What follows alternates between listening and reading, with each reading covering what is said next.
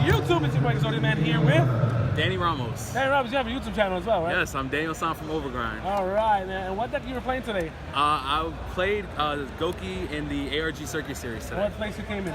I made it to top 4, unfortunately.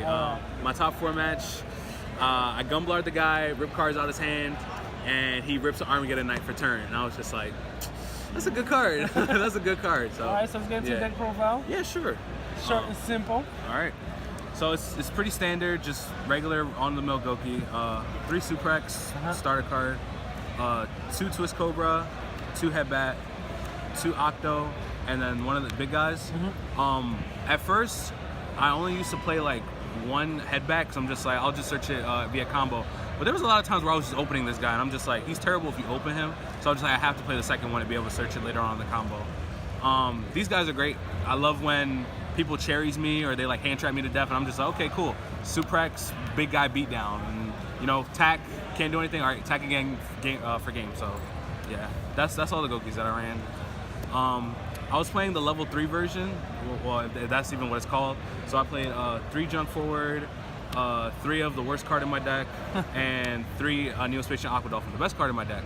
So this was supposed to be Gillosaurus, because the issue with this card is like you normal summon it, and this is just prone to hand traps. Yeah. Like this can get Veilered, Impermanence, Ogred, and I'm just like, that's not a really good card. But for some reason, thank my lucky stars, this never got hand trapped. It was always this card that got fucked over. But yeah, like this was not supposed to be here at all. It was supposed to be Gillosaurus, but you know, shit happens. I couldn't get it before the tournament. And yeah, with this card, it's just broken. Like, it's great. And then for the hand traps, I only played 6. I played 3 Ash and 3 Effect Veiler. So I was being told a lot that Droll is just butt.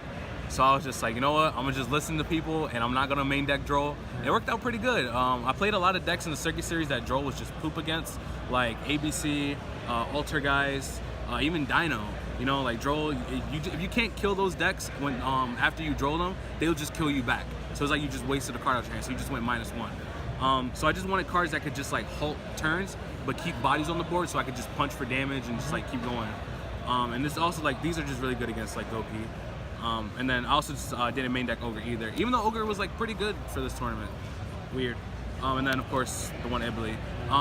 Oddly enough, I like opening this card. It's not a brick, but you just need a whole lot of other cards to go with it. That's it for the monsters. I don't know how many monsters there are. All I know is that I'm playing a 41 card deck.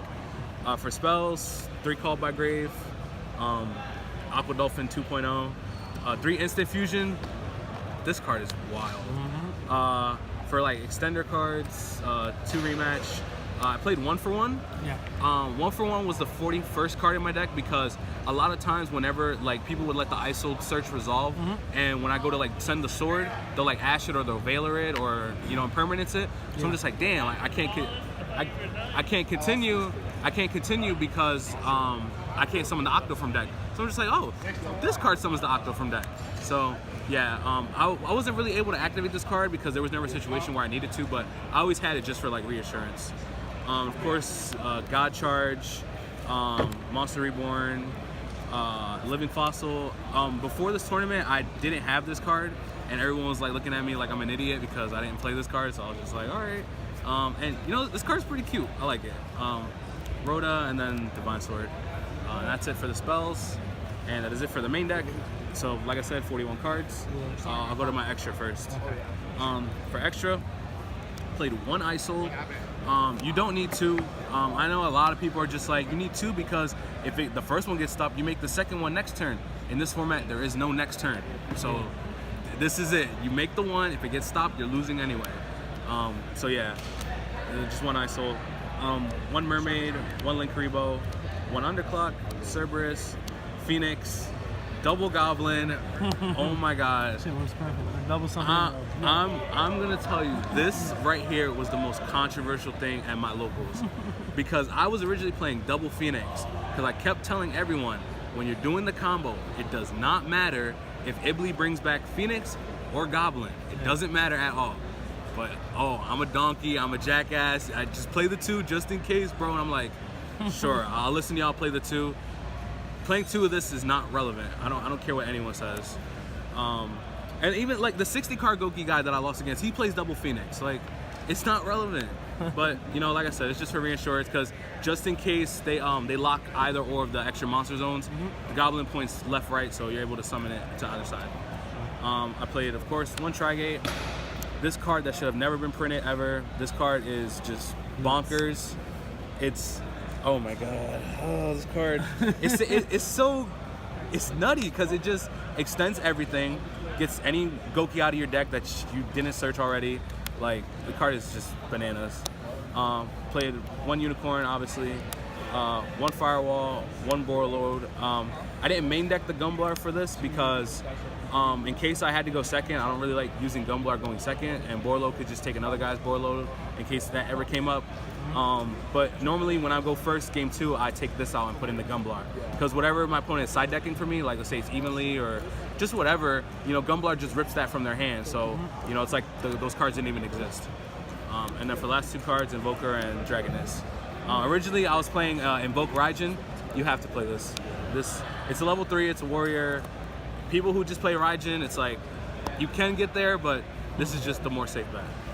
Side deck, right? Yeah, for my side deck, like I said, the one Gumblar, because going first, game 2, just rip all the side deck cards out. You don't have to main this because in game 1, you know, just ripping cards is like, it's just greedy. I don't think it's necessary. I mean, it's cool, but it's just greedy and I don't like it. So going first, game 2, you just rip side cards out. Played 3 Red Reboot, 3 Twin Twister, 4 Trickster, Altergeist, Rogue.